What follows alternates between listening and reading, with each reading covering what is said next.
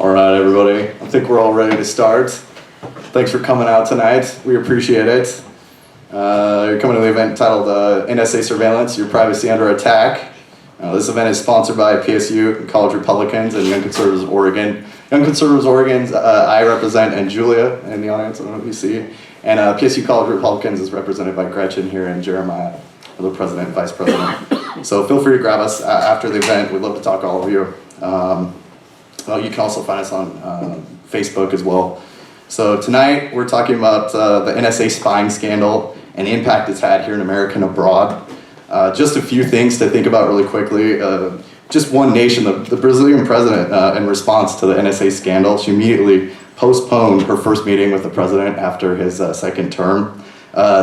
Brazil also canceled a $4.5 billion defense contract that Boeing had was looking very good for, and instead they awarded the contract to Saab. The country has also promised to build a coalition with the UN over the issue of internet sovereignty. And these are all examples just from one country, Brazil alone. So with that, I'd like to introduce James Buchal. He's a lawyer by trade. He's also an attorney general nominee, and give him a warm welcome.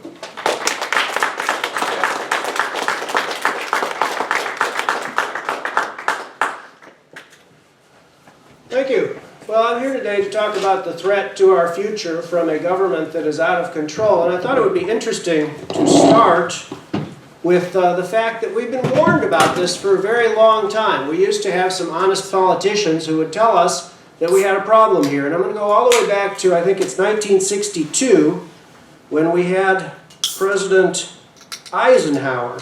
And he waited until he was about to depart from his office. And now it has disappeared. Wonderful. Did you do that? No, here it is. Okay. And then he warned us what was coming.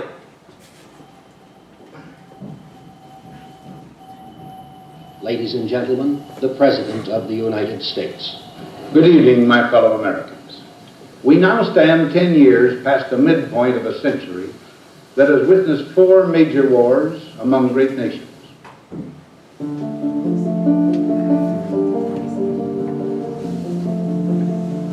Until the latest of our world conflicts, the United States had no armaments industry. American makers of plowshares could, with time and as required, make swords as well. But we can no longer risk emergency improvisation of national defense.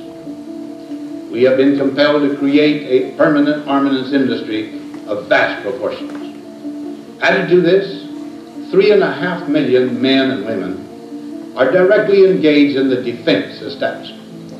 Now, this conjunction of an immense military establishment and a large arms industry is new in the American experience.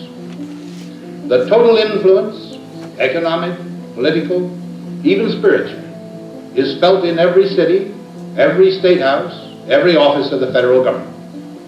We recognize the imperative need for this development.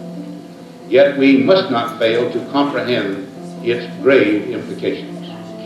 Our toil, resources, and livelihood are all involved. So is the very structure of our society. In the councils of government, we must guard against the acquisition of unwarranted influence, whether sought or unsought, by the military-industrial complex. The potential for the disastrous rise of misplaced power exists and will persist. We must never let the weight of this combination endanger our liberties or democratic processes. We should take nothing for granted. Only an alert and knowledgeable citizenry can compel the proper meshing of the huge industrial and military machinery of defense with our peaceful methods and goals. So that's what I'm after here. I'm after an alert and knowledgeable citizenry. But instead of that, we've gotten nothing but secrecy. And I'll show you one more thing. John Kennedy gave a speech about secrecy in which he said he thought he might do something about it, and of course he never got the chance. But the things he said then were perfectly true, and Americans need to hear them today.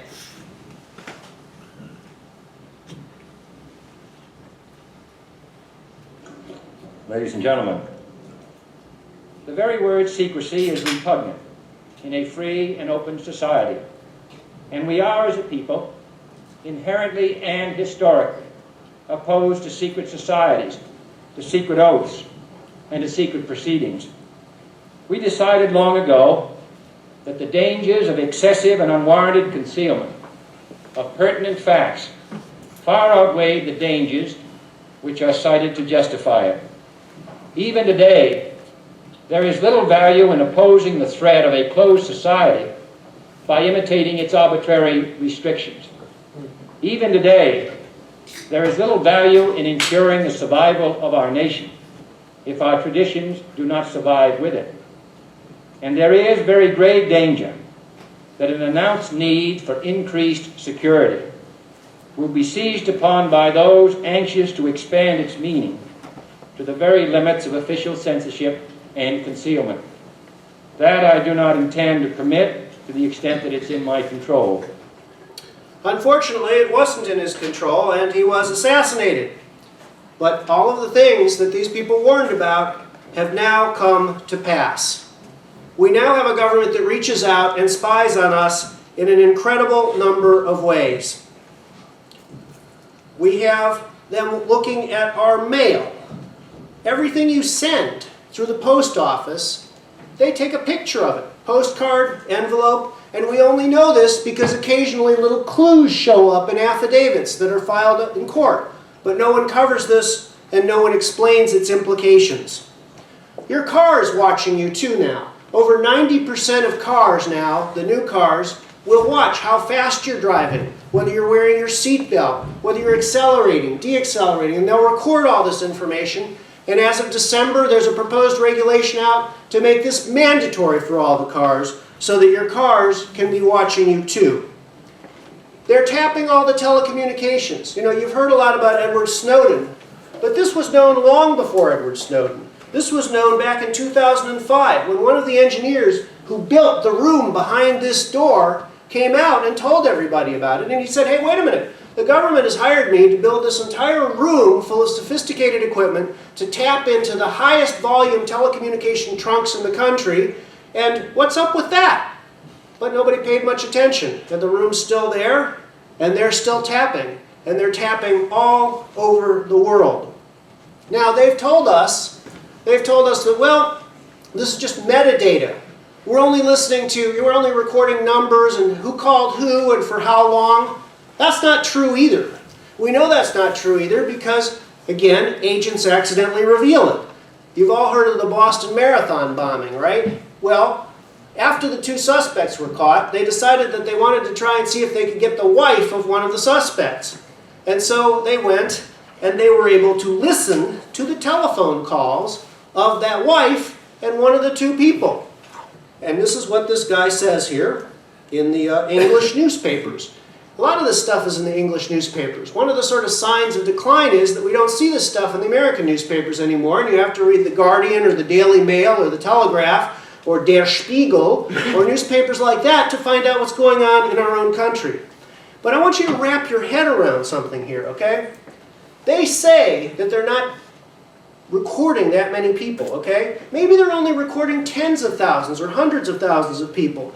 And maybe there was nothing special about this Dzhokhar and Tamerlane Sarnath, or whatever their names were. Yeah, but how is it that they happen to have the tape of these particular terrorists? There's two possibilities. One is they knew they were a real problem. They were watching the real problems real closely, and somehow the Boston Marathon explosions happened anyway and killed 3 people and injured 264 more. Or the more likely possibility is they are recording hundreds of thousands of conversations, the full conversations, all the time. And there's lots of evidence that that is what they're doing, and we'll cover more of that evidence later. And of course, it's not just them that's doing it. You all know what's going on in the Ukraine now. The Ukraine is sort of splitting apart into the Russian-oriented side and the Western side. And one of the things that happened is the Russians, or someone who's unknown, released a tape of the 2 U.S. diplomats talking about it, which became sort of famous because one of the diplomats used the F word. But again, the full conversation out there on YouTube for anyone to hear. The governments can do this all the time. They have a formal program. The program is called PRISM. And they've gone around to all of these companies, Microsoft, Google, Yahoo, Facebook, And every one of these companies has collaborated with the government. Not one of them has stood up to the government. When a company tries to stand up to the government will put it out of business, and that's what happened to one of the smaller email companies that said, hey, we want to send emails that you can't read. The answer is, we'll put you out of business. No law, no process, nothing. You're down, we'll take you down, you're dead. And so they can listen to everything that is going on, everything that is digital, email, chat, videos, photos, file transfers. It's all there, it's all being recorded all the time through this PRISM program. They have user-friendly spying tools now, where people can show up, log in, and they can just have drop-down menus. Oh, I want to see this guy's email. I want to see this guy's chats. I want to see what he sent. It's user-friendly, and they have a vast apparatus out there training people how to use this all the time. One of the estimates for this is that there's a $60 billion secret budget for this kind of stuff. How much of it is used to train people? How many of these people are there? We don't even know. We don't know any of this. We just know the little pieces that leak out, and we see the clues all around us. Now, here's where it starts to get sort of sinister.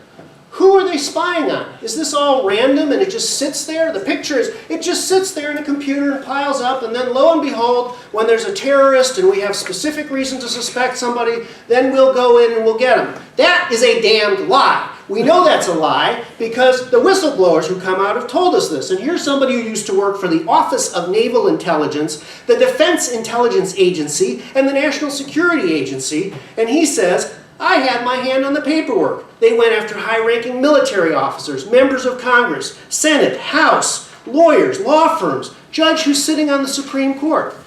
Now, take your time to wrap your head around this, what this really means. If all of the people we are electing, if all of our leaders are subject to this constant, pervasive spying, who has the power here? You know, Arthur Conan Doyle was the author of Sherlock Holmes. And Arthur Conan Doyle used to say that anyone who reached the age of 40 had a skeleton in their closet. And he was at a dinner party one time, and he says this.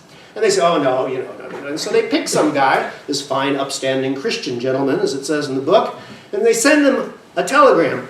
All is discovered. Flee at once. And the guy was never seen again.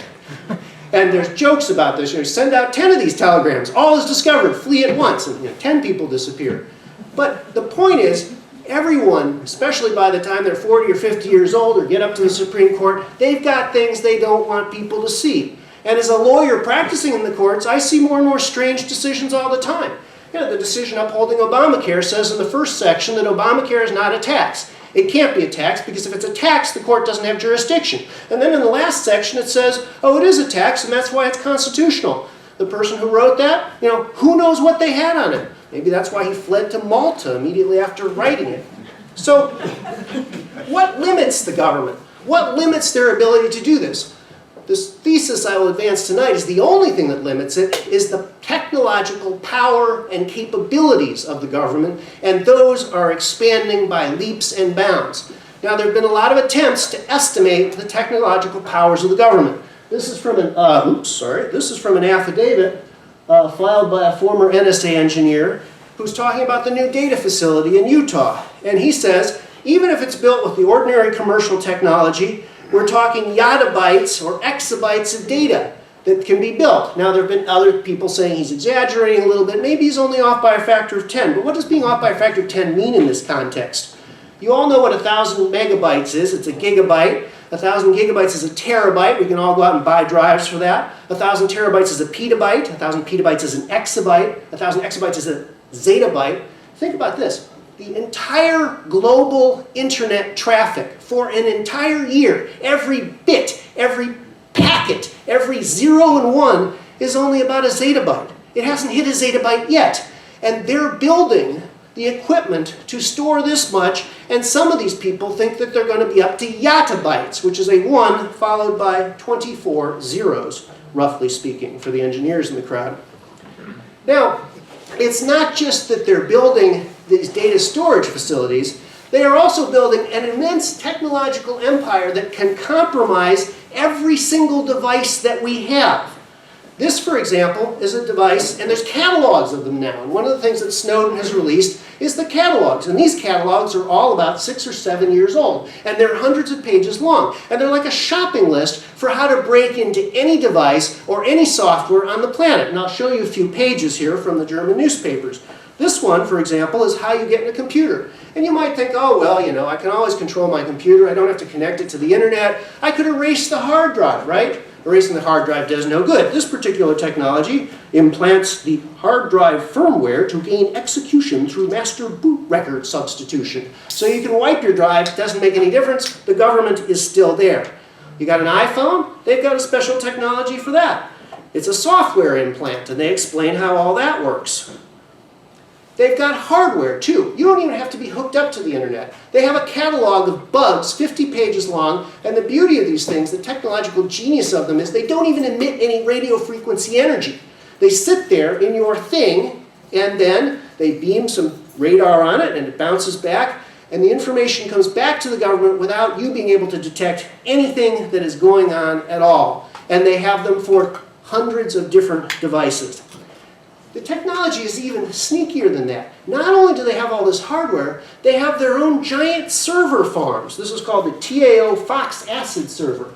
And what this server does is they can pretend to be any website.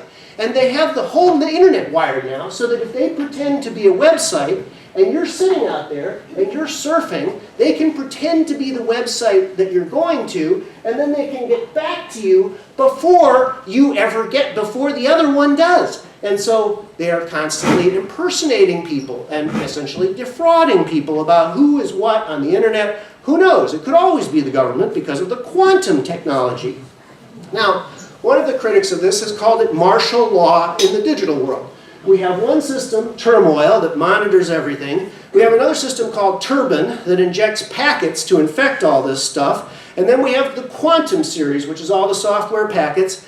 And the net result of all this is the government now has the key to every digital door that there is. They can get into anything. And you might think, well, I could buy, pretty good privacy, or I could buy one of these RSA, secret email things. No, they paid RSA $10 million so that, there's no longer random number generators in there. They're number generators that are controlled by the NSA, or that the NSA can crack, and so they can get into everything.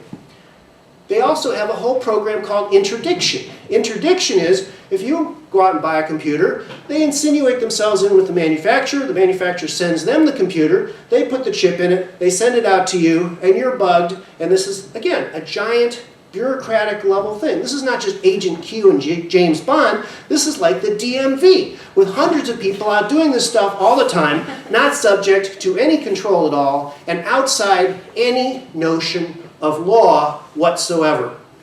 Now, if you or I did this, this would be a felony, okay?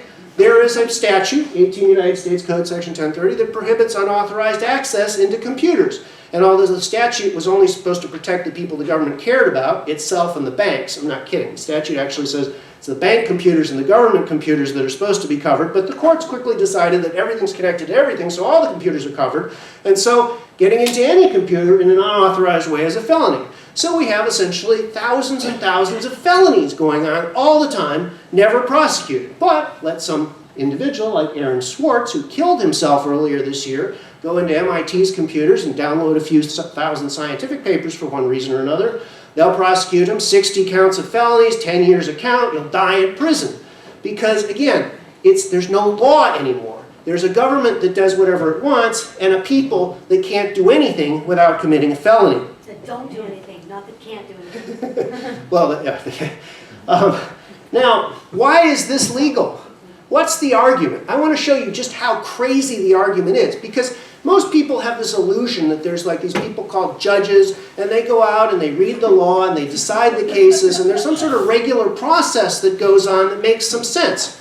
No, not at all, okay? Here's the statute. Here's the statute that is alleged to authorize the entire metadata, so-called metadata collection program. And it says that the director of the FBI can make an application for an order to this secret court. Now, right off the bat, you've got a problem, because if you've got a secret court, no one can see its decisions, no one can hold them accountable at all. That's one of the reasons the decisions are going to be as crazy as I'm going to show to you.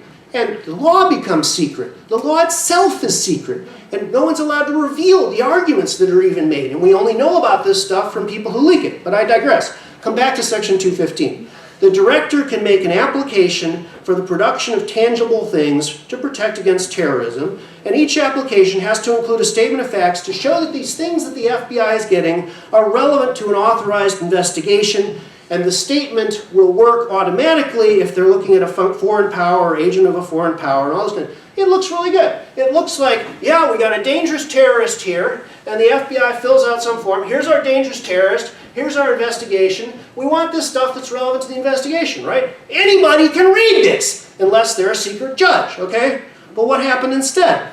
Well, here's what the government said in August 2013. Well, it meets the relevance standard because there are reasonable grounds to believe that if we collect everything that's happening in the entire country, and then we dig around in it, we might find something, okay?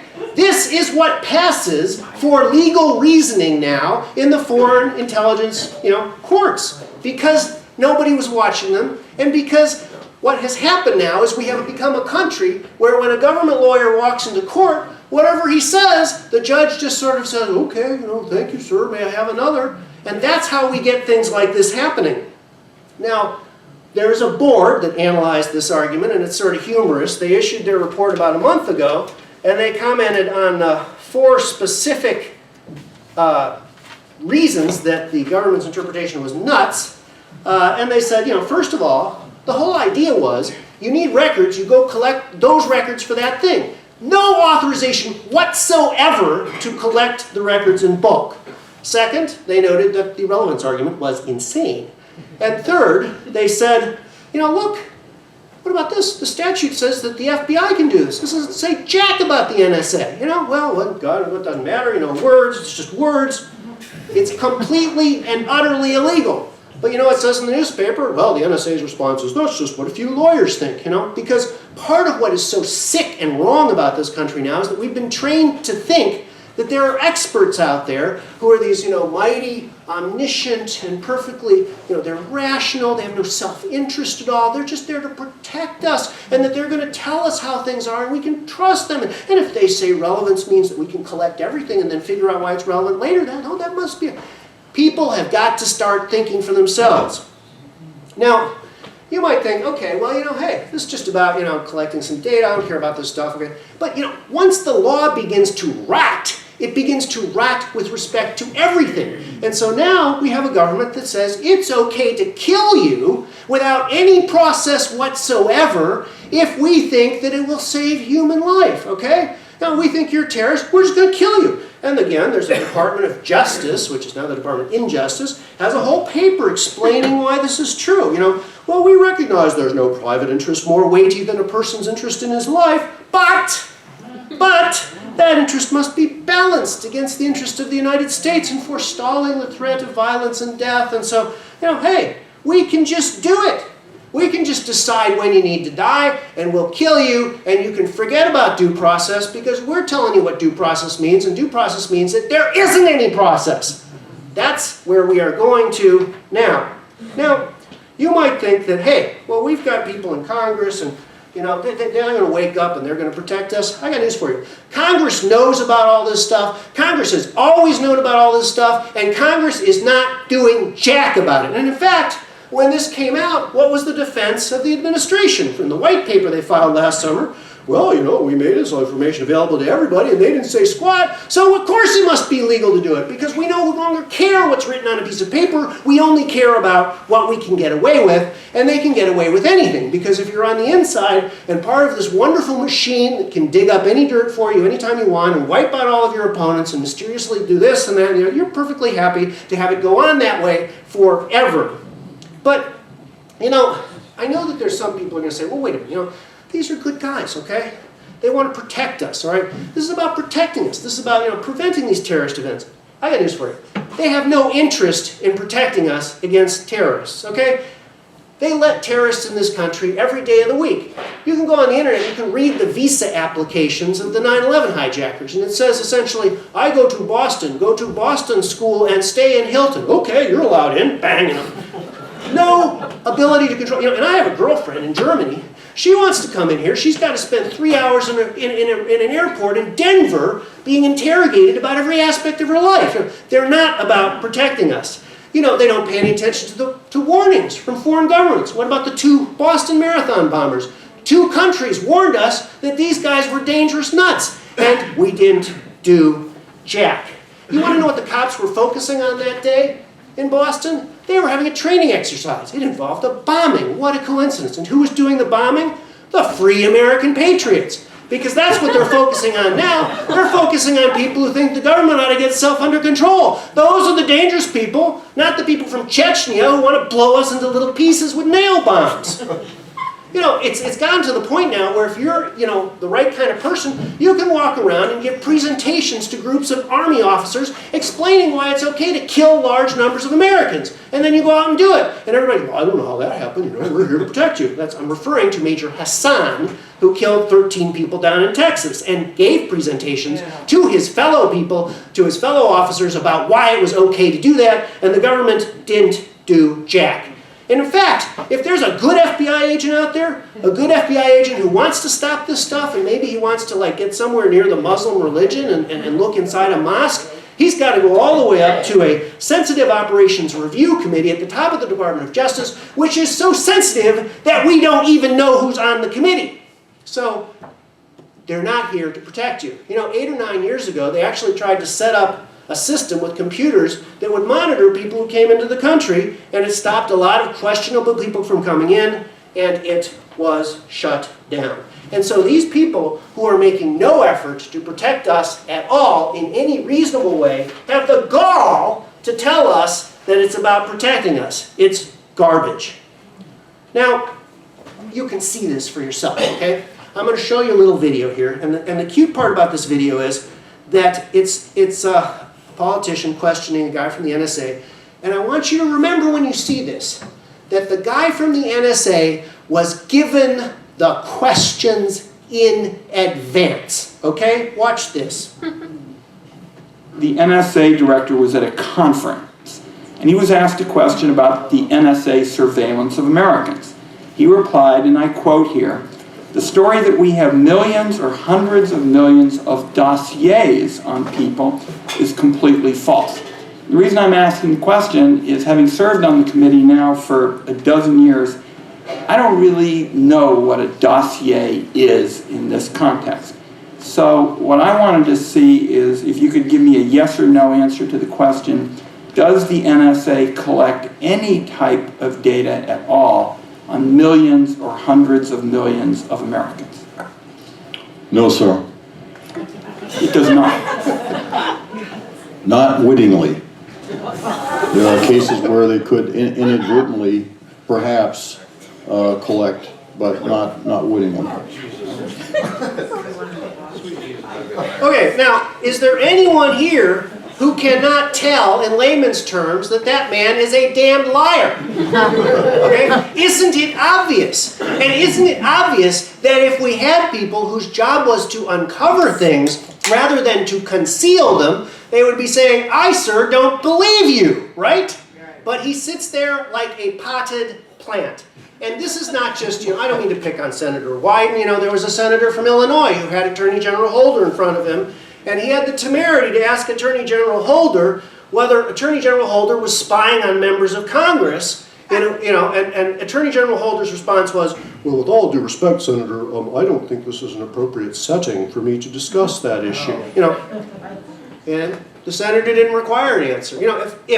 If we had people in Congress with an ounce of intestinal fortitude, they would be having the sergeant at arms come and arrest the Attorney General for refusing to answer the question.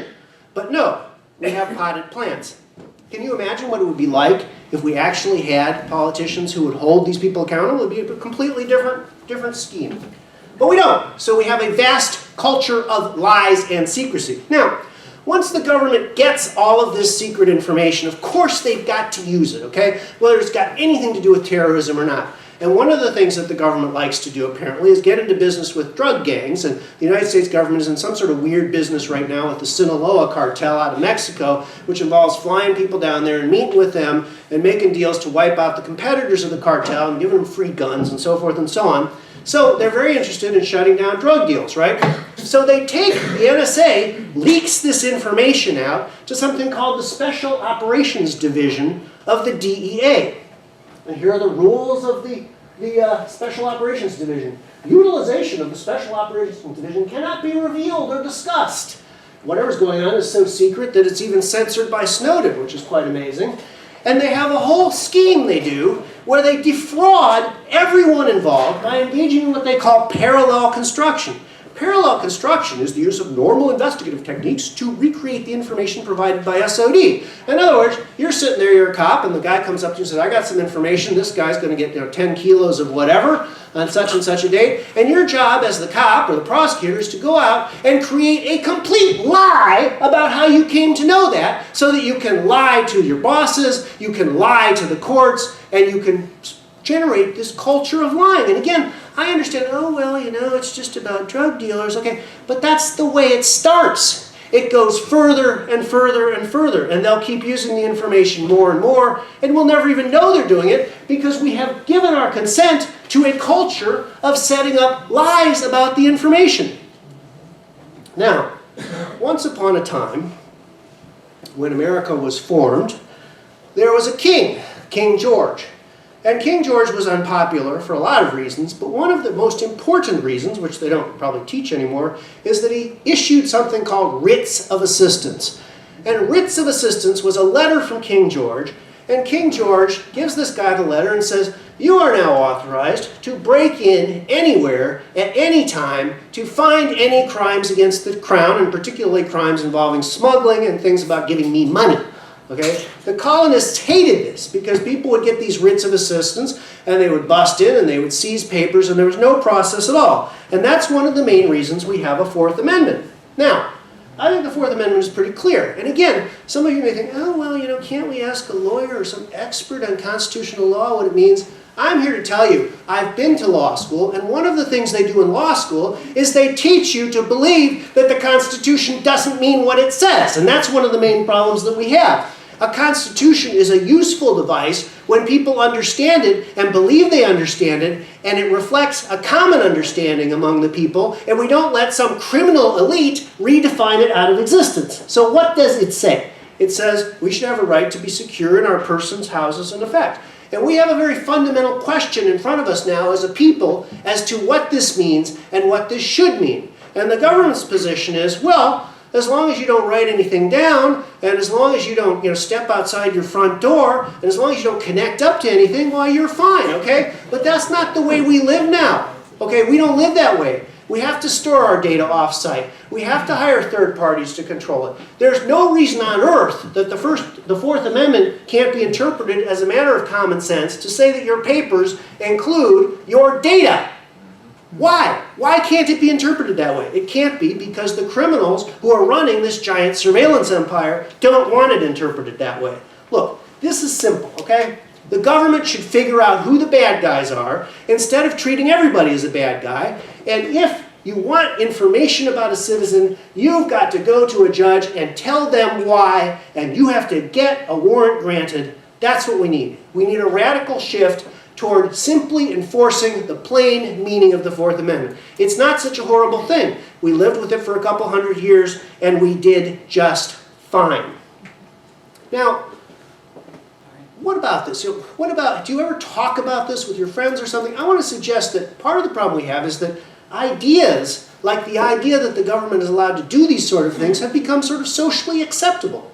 Because people don't say, you're nuts. People don't say, I don't want to hear that crap. People don't say, what's the matter with you for saying stuff like that? There are words that I cannot say because of social codes about racism and things like that. And these are social codes of real power, and they have real value. But we need a new social code that each and every one of you has the power to implement on your own with the people you interact with from day to day, that it's not acceptable to say maybe there's nothing wrong with this. It's not acceptable to say, well, I don't care. Because if we don't care, it's going to get worse and worse and worse. Now, you might think that, well, don't we have these things like the Freedom of Information Act, or can't the government tell us what's going on?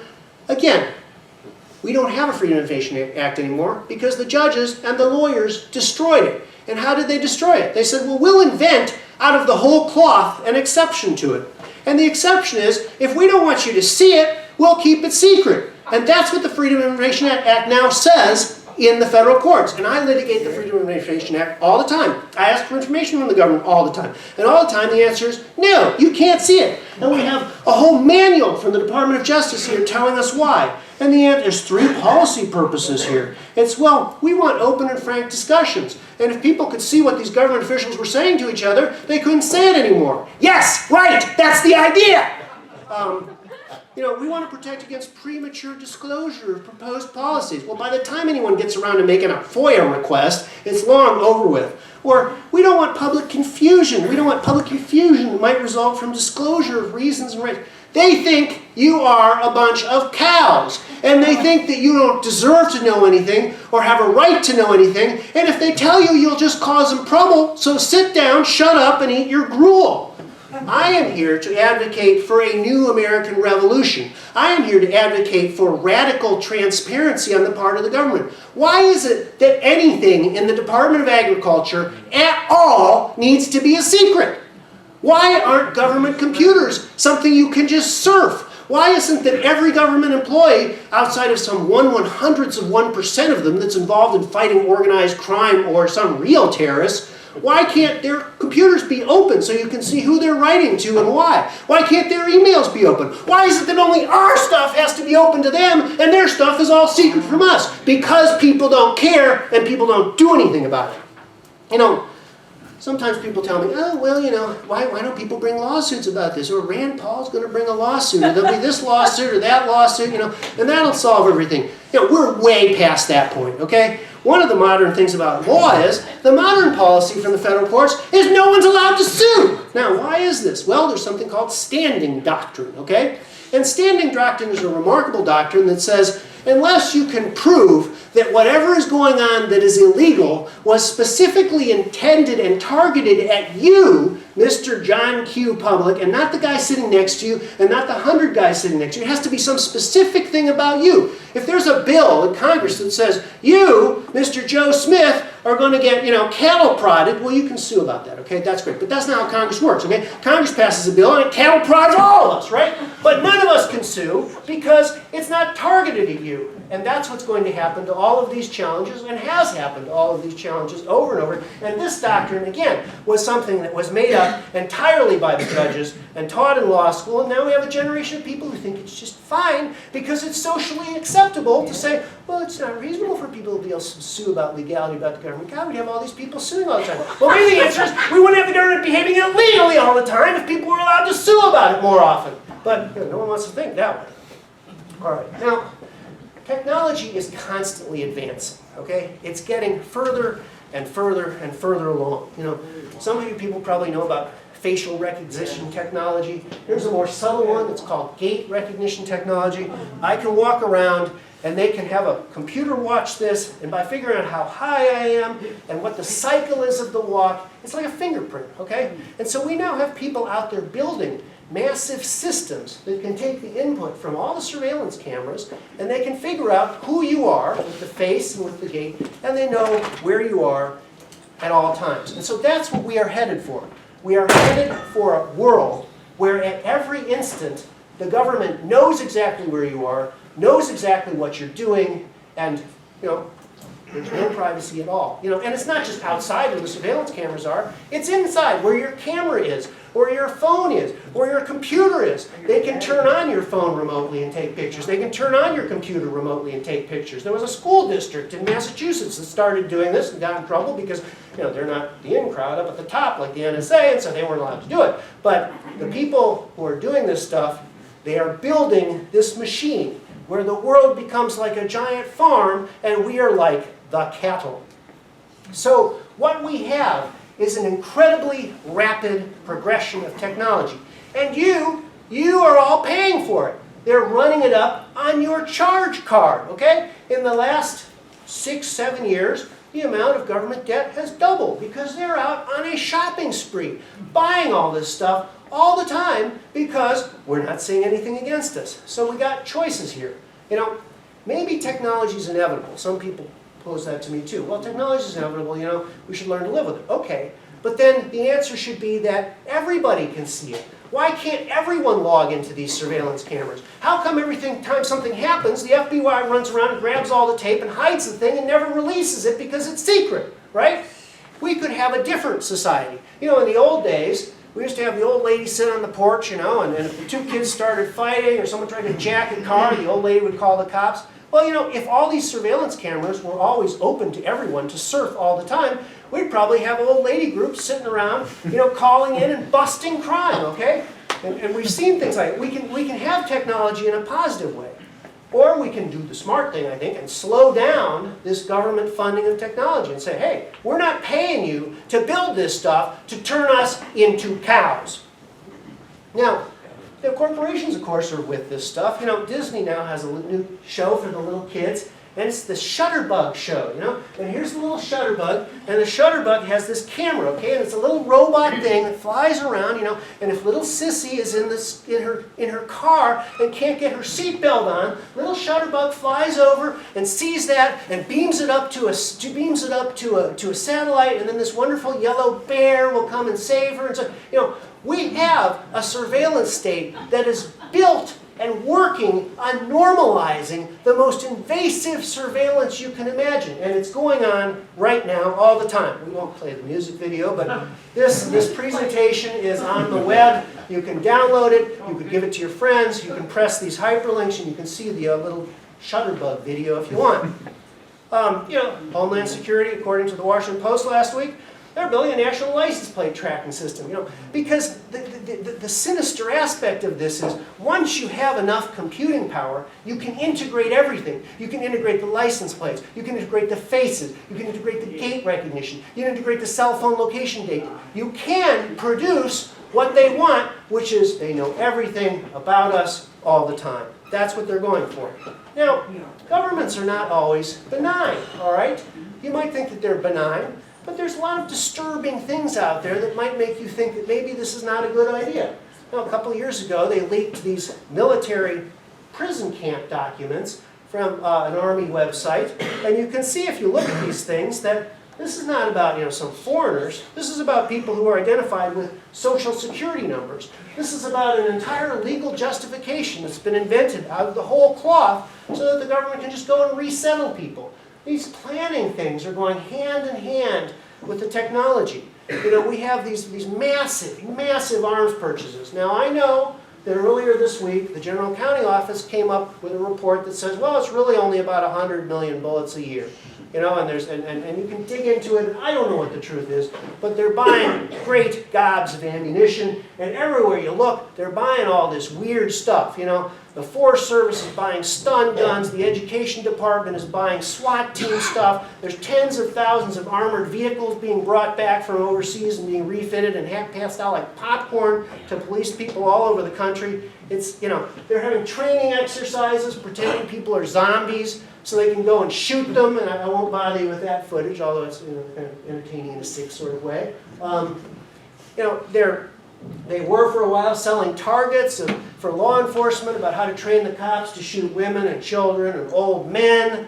You know, we had that shutdown of the government last fall, and we began to see all the National Park Service people. You know, friendly little park ranger. And they immediately started acting like a bunch of Nazis, you know? These people came over from overseas. They had a bus. They were in a private hotel in Yellowstone. They're driving out of Yellowstone. You know, they stopped by the road because there's a herd of buffalo there. Park ranger showed, you can't get out of the bus. You're recreating. The people all thought they were under arrest. They thought they were in some police state or something because they were acting like nuts, you know? We have SWAT teams now where if there's a minor financial crime, you know, somebody's credit card fraud, they'll bust down the door with SWAT teams and student loans. You know, if you default on your student loans, you can have a SWAT team show up at your house. You know, what the hell? You know, why do we need a SWAT team there? Well, we need it because we've got an infinite amount of money to spend on all this wonderful security toys and a bunch of people who want to act like stormtroopers. And we have the government having these drills all the time where anybody who objects to this, the Free American Patriots, the liberty groups, whatever, oh yeah, they're all the terrorists. Let's have some drills about taking care of them. We have a total collapse in this country now of the executive branch's duty to take care that the laws be faithfully executed. Because we have all these laws, and if they don't like them, they just don't do them. And if the laws say you can't do something, they just do it anyway. So this is what happened. Once upon a time, we were there, and now we are over here, okay? It's that simple. And who stood against this? Who is speaking against this? Why is no one speaking against this? Are they afraid? We can't all sit here cowering in fear all the time. I don't mean to pick on Obama because I think both parties are equally guilty on this. But Obama got up there and he said, and it's on tape, you can look at it through the link, that we need a civilian national security force that's as big as the Army. Well, why? Why do we need that? Do you want that? Do I want it? Who wants that? Nobody wants that. Patrick Henry said this pretty well. He said, you're apt to close your eyes against this kind of thing. But that's not what we should do. You should know the worst and you should provide for it. And we need to know the worst. We need to know how fast this stuff is moving, and we need to know that there's things we can do about it. Now, again, doing nothing will not work. A week ago was the birthday of Frederick Douglass, so I'm using my little Frederick Douglass quote here because it is perfectly accurate. Frederick Douglass said, you just watch and see what people will sit still for, and that's what's going to happen to them, okay? That's what's going to happen to them. This power, this evil, this force will expand up and to the point where it's resisted with words or with blows. We are still at the state in our state where we can resist it with words. And that is why I'm here to urge you all that that's what we should be doing. We should be resisting it with words. I know there's a lot of issues out there, okay? Some of you care about gun rights. Some of you care about free speech. Some of you care about foreign policy. But what's the point of having a Second Amendment if you sit there with your gun in your pocket until you're a cow and all this stuff is happening? What's the point of free speech if no one says anything about it? How much longer are these rights going to have any meaning when the government has this complete power like that? I submit, not very much. Now, I don't mean to be pessimistic, okay? Because we can overcome this. There is a great, great power in righteous indignation. Okay? Righteous indignation is perhaps, as Daniel Webster says, one of the most powerful forces in history. And if people are willing every day to bring this subject up and to shout down people who are just the people who are trying to enslave us, and to make it clear that this is not acceptable, and that there's something wrong with people who think it is acceptable, things will slowly change. It's a revolution that has to happen within the heads of citizens, citizen by citizen. Every day when you're out there, the person on your left, the person on your right, is a citizen who needs to wake up.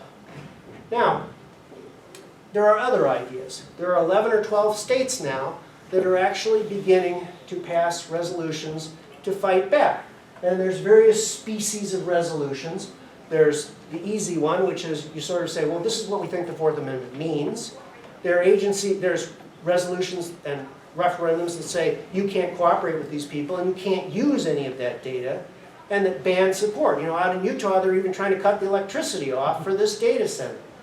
We have here in Oregon, down in Coos County and Klamath County, people who've actually gotten on the county agendas and moved these things. But in this county, Multnomah County, nobody's done jack. And this is a county that's supposed to be a liberal county that cares about civil liberties. So one of the things I'll ask you people is at the end of this presentation, which is, I can rest assured, quite soon, I will pass out these 2 pieces of paper, and anybody who wants can put their name on an email list, which I will use only for this issue. And I will ask people at some point, when I get enough names on the list, is there anybody who wants to step forward and help write some of these referendums and initiatives? Is there anybody who's willing to step forward and go around collecting signatures to put them on the ballot? Because when these things appear on the ballot, when these statements appear that we will not tolerate this, then the people who are doing it, they begin to get scared, and it begins to become socially unacceptable. And the weak will begin to think, well, maybe I can say something against this, and maybe I can dare to do something about it. But it all starts with people in rooms like this being willing to do something. So I'm here to ask for your help. You can download this thing, you can send it to whoever you want, you can give it yourself. You can invite me to give it, I'll come and give it. We can work on county initiatives and referenda. We could even try to organize a demonstration here in Portland. Wouldn't it be something if we actually had a demonstration against this kind of stuff? Wouldn't it be something if we could raise the 50 grand or whatever it takes to lure Ron Paul here, or God knows who, people who can speak about this stuff even better than I can, and help spread the word. Because if you don't, you're going to be cows, and it's not good to be cows. So that's what it comes down to. Either you're on the side of freedom and liberty and truth and transparency, or you're on the side of mindless obedience, oppression, deception, corruption, and tyranny. So, which side are you on, guys? Thank you.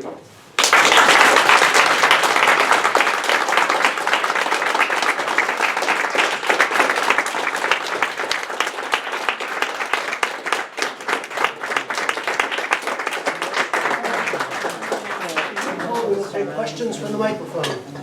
Feel free to step up to this microphone so everyone in the room can hear your question. And if anyone's willing to give me their name and email address, I'll start these down each side.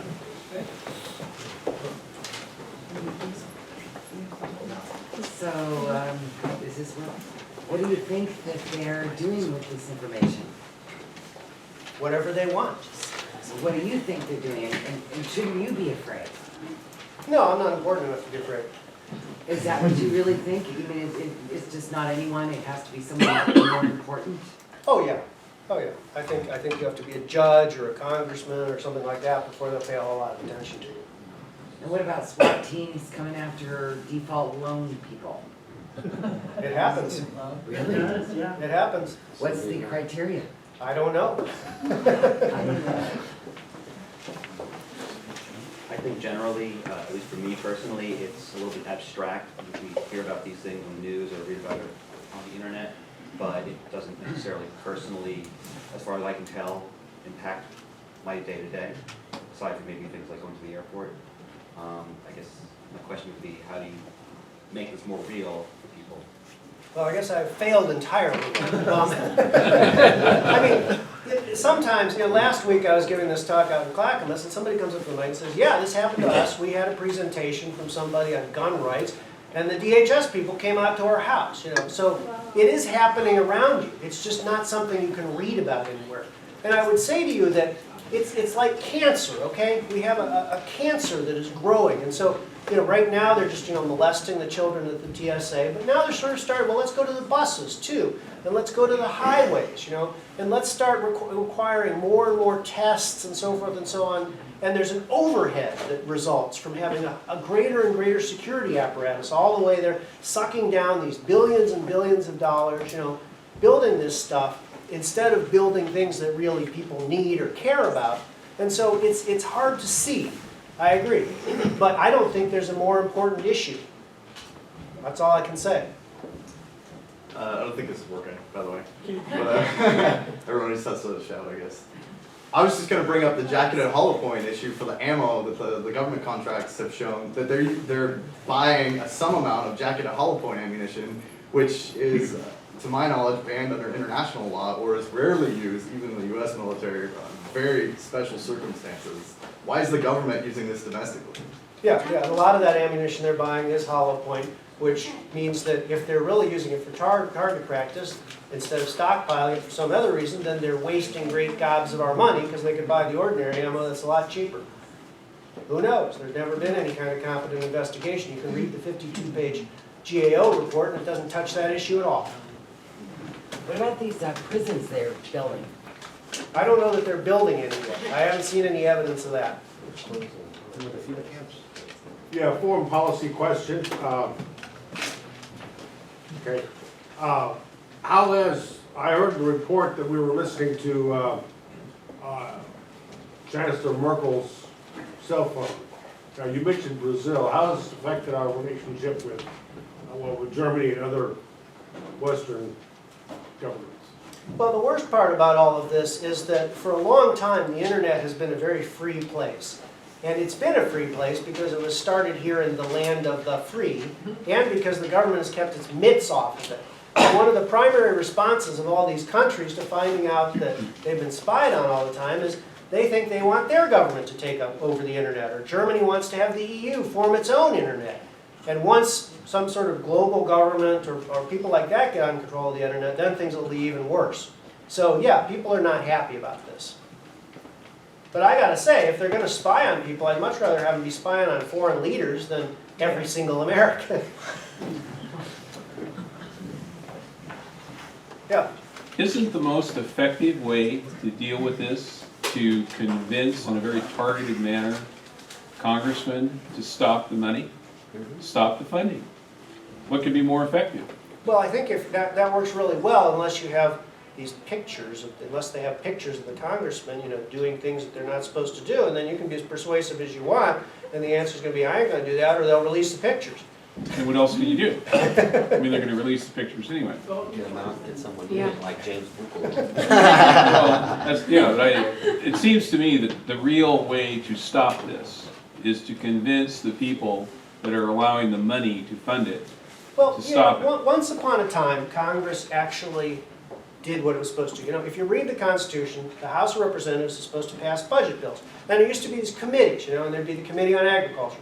And the Committee on Agriculture would sit there, and would bring in all these people from the Department of Agriculture, and they'd figure out how much money they needed, and they'd tell them, oh, don't spend it on this, we don't like that, or let's improve efficiency here, and then there'd be an ag bill, and there'd be a Commerce Department bill, okay? And they actually had some oversight, okay? But now, no, that's not what happens anymore at all. You have the people who are in control, we don't even know who they are. They write a 1,000-page bill that covers all the spending in the entire government, and then it's like, okay, well, you're a red person, you've got to support the 1,000-page bill, and that's the way it's going to be.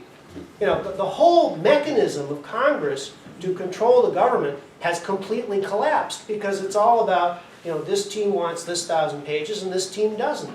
Maybe eventually we can get back to what you're talking about. Yeah. I'll just stand behind the microphone so you know I'll ask a question. What is the possibility of county sheriffs? I mean, what I see is you can't just rely on the federal level with Congress pushing back against the NSA. A better strategy is looking every jurisdiction down to the county, or maybe even city. Is a county sheriff able to prosecute people violating the Fourth Amendment in some way? Is that a county level, like Multnomah County or Clackamas County? Is that a better strategy than looking at a referendum for a county? Well, in order to have, the reason you do a referendum is because the people have a view that is different from their leaders. We do not have prosecutors now. Sheriffs can't prosecute things, prosecutors can. And we do not have prosecutors these days who will touch the feds with a 10-foot pole. And part of the reason they won't do that is because they'll get shut down.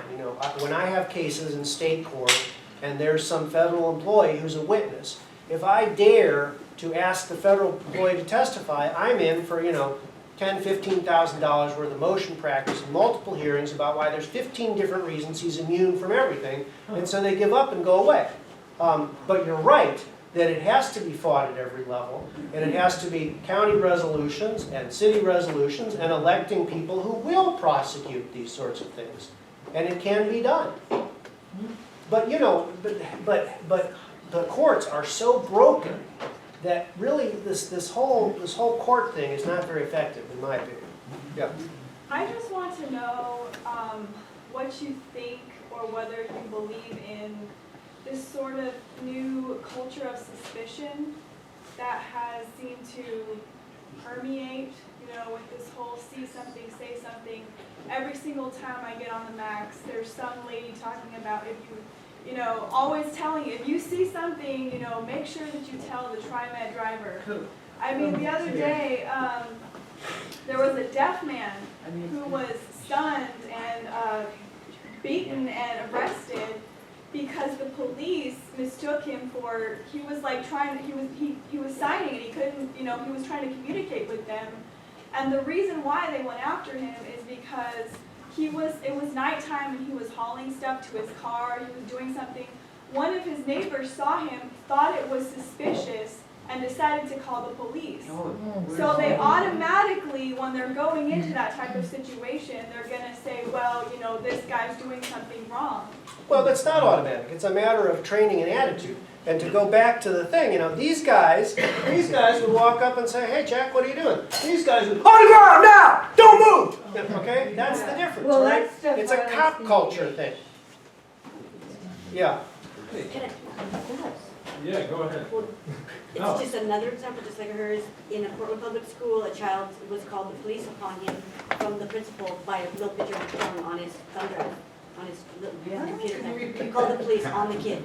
Right, and the answer is, do by herself. and the answer is, if there's Within a a month Portland, today. if there's a Portland public school official like The child that, is this high. they are unfit. They are unfit. They have such poor judgment that they should be nowhere near the kids. And the parents at that school are like, we don't want these crazy people with our kids. Get rid of this person, okay?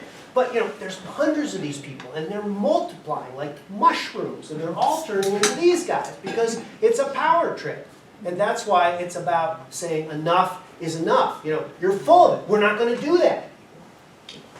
Hi, I want to thank you for coming out tonight, first of all. These two gentlemen kind of touched on it, but personally I've lost a lot of faith in the ability of citizens to appeal to our federal government in any way. And one of the things that I stand for in the College Republicans, one of my favorite topics is federalism, and I think that the system hasn't quite gotten its hooks all the way into our state governments yet. And so I would encourage everybody who's interested in it to appeal to state governments and to look into movements to do things like have state governments call a constitutional convention, which they're able to do, which I would love, and to stand up and fight back against this federal Leviathan in any way they can. Yeah, decentralization is the key to liberty. And pushing the authority back down to the bottom instead of everything being done by this, people sitting around computers 2,000 miles away. That's what we need to do. Go ahead. My question was, you had mentioned a couple of products, both security systems and ammunition that were being purchased to excess. I understand who's doing the purchasing, but who's doing the manufacturing? What companies stand to benefit from these policies? Well, I know RSA got $10 million for cooperating. I don't know what the other people have gotten. Who's making the bullets and computers, though, that are being sold? I don't know. I mean, well, who's making the computers?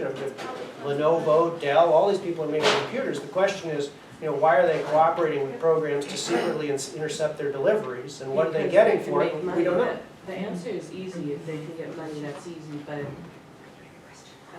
I would look at maybe if the policies that went into all these things being purchased had something to do with lobbyists from the companies who are benefiting. That could well be true. We know that was true for those new kind of scanners they have in airports.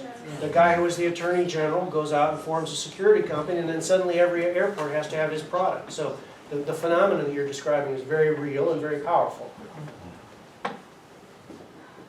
Yeah. In terms of the effects of some kind of resolution at the different county levels versus what a similar measure at the state level, what would you be hoping for each? Like Multnomah County did pass a resolution that said, we believe in an interpretation of the Fourth Amendment that protects our electronic records. I mean, could something like that be passed at the state level, and what would be the effect of that? That would be better. But, it's a lot harder to collect 100,000 something signatures than it is to collect, 10,000 something signatures. I don't know the exact numbers, but it's a matter of building and getting piece by piece what you can achieve. I think that a county resolution for Multnomah County is achievable. I think that's within the grasp of a fairly small group of committed citizens in Multnomah County. Statewide, I don't know. Could you get you could potentially get a legislator to sponsor a bill or something. Let's just say it passed, I mean, magically. But I mean, as far as the effect of that, I mean, would it have an effect because it would be, the highest state body? It would have an effect to the degree that the state officials wished to enforce it. Right now, I don't have a lot of faith in our current Attorney General that she'd be very interested in that. But it's what you can do. It's what you can achieve. It's about a revolution in minds, and the revolution in minds has to happen piece by piece. Eventually, people wake up. They'll say, hey, this is not acceptable. We have this thing forbidding these illegal searches, and they're still happening. Why aren't you doing something about it? But first, the thing has to be there. Yeah. We're talking about slowing technology, but I have kind of two questions on it. So I don't really see where that's going for two reasons. One, computer processing power is about to stagnate within the next few years. But more importantly, how can the civilians stop research? I mean, I don't really see a way that civilians could fully stop research from continuing. It goes back to what that gentleman said, it's a matter of defunding. You can't stop the development of scientific knowledge, but you can decide not to throw billions of dollars in fertilizer on that particular area. You know, maybe we should build sidewalks or cure diseases instead of building these giant systems to turn us into cows, right? It's a question of how the money is spent. Can the private sector continue that though? Certainly, the private sector may work on it too. But right now, the research is primarily conducted in government labs at taxpayer expense. And it's like anything else. If you throw a lot of money at it, it'll move faster, and if you take the money away, it'll move slower. It's not a 0-1 thing. Yeah? Isn't that how universities get their money though for research? That's their primary funding, so you have to change how institutions are funded. No, you just have to change what you're funding. You know, it's a question of what we're funding. By getting money for grant proposals, you go through the avenue through the government. Right. So how would you get around that? That's what you're asking. By just saying we're not giving out any grants for turning people into cows. We're giving out grants. We're giving out grants for other stuff. What I'm saying is, though, a lot of research isn't necessarily on the topic of initial discovery. A lot of things in research go in other avenues in different sectors. Certainly, basic research is susceptible of being turned into means of technological control. Okay? But I don't think the real threat is the basic research. I think the real threat is giving people $10 million to build the gate recognition system that integrates with the surveillance cameras and so forth and so on. Inventing the cameras by itself is not a big deal. Yeah? When did law schools start teaching that, I used to want to go, I didn't, but when did law schools start teaching that the Constitution doesn't say what it mean what it says or something? Well, as soon as the courts started saying it didn't mean what it said, and then this function of the law school is they think they're being realistic, which, well, here's what the court's going to do. This court doesn't think the Constitution means what it says, so this court says it means that, and because the court says it means that, it means that. And that goes way back. You know, the biggest breach in the Constitution probably happened back in 1873. And then another few big breaches in the 30s, and now a bunch in the 80s, and now it gets worse and worse. There's not a whole lot left. Because I thought that with a Democrat and with Obama being a Democrat, we could get habeas corpus back, and nobody ever talks about habeas corpus anymore. Because that's not something that makes anybody any money, I guess. I don't know. Oh, boy. Other questions? Yeah. I was just going to respond to the topic of conversation back here, which it seems to me, from what you said, of course, technology is always going to advance and be creative. There's always going to be ingenuity and everything. But every piece of equipment that our government buys, every dollar that they give to an agency for information, for private information, is appropriated at some level. And if we could defund that money, like you said, what does it really matter if a private company or even a university invents cameras that have the technology to do these things? Like the iPhone, we still haven't even figured out all of the things that we can do with it yet. Even good things, not just bad things. The technology is out there, but it takes money to apply it, and that's the thing that needs to be defunded. Yeah, I mean, to build this thing and these programs, this is a big deal. This is a big programming project. I mean, maybe that's why we can't have an Obamacare website that works. All the competent programmers are out building this stuff. I mean, it's a lot of money and time to build these systems, and yeah. Well, maybe the reason that the system doesn't work is because maybe they don't want the system to work, because they have an underlying system that they're waiting off wings to bring in and introduce that will be necessary because this present system is not effective. So we have a new delivery system Cause the problem to fix the problem. A new delivery system. Other questions? Well, thank you very much for I coming. got one more. Okay, go ahead. Yeah, and it's just along those lines. I think really what you're asking is for people to get involved at whatever level that you see this kind of corruption happening. I've got a neighbor down the street who, for example, they rented some furniture from Aaron's. Now, Aaron's came busting on the door and said, "We know you have the computer," because it showed them a screenshot of the technology that they have shown them inside their living room. They ended up bringing the not the local police, but bringing county sheriffs to kick in their back door to allow Aaron's to take back the furniture. So, and there was no reprisal. There was, you go down and complain to the local cops, and they said there's nothing we can do about it. This is the sheriffs. So just to be warned on that. Another interesting note is I listened to the Glenn Beck radio program, and one of the things that he had said, he's collecting old relics from World War II. And one of the things that he had is an old torture chair. And guess what was on the bottom of it? Eagle, and it said Department of Homeland Security. So I don't know if they've modeled that after, the Nazis, but that's just something to keep in mind, that it's bigger than just all the NSA stuff. But when you see something, you have to stand up and speak about it. That's true. Write a blog article. Why they took the furniture? That's true. Computer was taking pictures. Yeah, yeah. Put electrical tape over your look it webcam. up. Yeah. You can go ahead and look it up, Aaron's, and their little spying ordeal. They bought the computer from. Can you talk to I didn't the, understand that. They bought The furniture computers and had been Why don't you mention shadow? engineered with How they shadow the it. technology so that they can take a screenshot and find out where their equipment is. I didn't know Aaron sold computers, okay. can you talk to the bipartisanship of the NSA issue?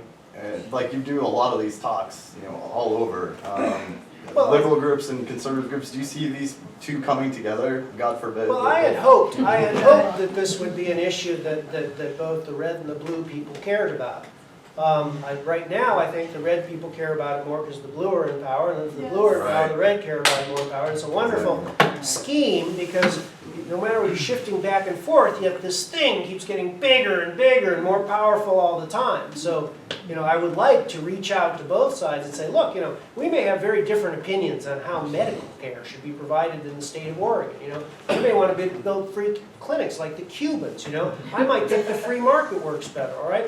But for God's sakes, we're not going to be able to build jack if the government crashes us all with this massive surveillance state that's bankrupting us and ruining everything, Can't we focus on one evil that matters together? That's what I would like. Would it be crazy to get a speaker like Ron Paul and then another liberal speaker who maybe has spoken out against this, together side by side on one stage? I think that'd be awesome. Yeah, that'd be incredible. That Wyden would do it. Wyden filibustered with Rand Paul. Absolutely. I mean, he cares. Yeah, about but this. Don't He saw the didn't film. like the women's group the other day. It'll never go nowhere as long as you keep talking liberal and Republican. I agree with that. People Yeah, I think people, if they think about it and they can be educated and they can wake up, it doesn't matter whether they're red, blue, or whatever, they can recognize a problem when they see it. And this is a problem. Yeah. I got one. So last year, House Bill 2710, the drone bill that allows city and state governments here in Oregon to fly drones over property without a warrant. That should be something that we're focusing on here in Oregon. I mean, that is something that goes into effect July 1st, 2014. I understand that this is also, the NSA spying thing was also a big deal, but why don't we hear anything about 2710? What? I don't know. No, yeah, Bill 2710. I don't know. I mean, Legislature's I don't in think session they for need- another week, see if we They can get are. anything They through. are. I know of organizations that were canvassing students here on the state or on campus in all over Oregon. I'm actually part of that. We actually conducted a survey all summer long on this specific bill, and we have over 88% of who we surveyed that are against it. You should be running an initiative against that. Maybe it can be a paragraph in this initiative. It's like, 1, you're not going to support the amendment. 2, you're not going to cooperate with the data. 3, you're not going to be running any drones on us. You know, that's why we need like a steering committee of the people who are interested in this stuff and have additional pieces that I don't have like you have. Well, I think there is. Oregon Capital Watch, I don't know if you guys have all heard of that. There is that system through with Jeff Krupp and whatnot at the Capitol reading through the bills, through the citizens and everything, as well as there's other organizations that are here in Oregon that are actually fighting for individual liberties and freedoms and trying to teach at the college level as well as in the high schools and whatnot. I just think we need to look for it a little harder. Okay, that's a good suggestion. I mean, I'm almost as pessimistic about the Oregon legislature as I am about Congress, which is why I want to sort of narrow my focus to, for God's sakes, can't we get something done in Multnomah County? You know? It seems like a small one, but as a strike didn't occur with Portland Public Schools, the takeaway project is going to be to let the schools, actual public school students, opt out of their test, which that data is also fed into the machine of surveillance of all public K-12. That's interesting. Yes. That's not their angle. They just don't want to be tested because they don't like over-testing as a teacher mentality. But I've watched the other news things that go along is that data is just easily, it's the ASVABs thing, it's like a military thing. So, and one of the questions the teacher said on the test is, do you agree with, is computer testing better or is another type of testing better?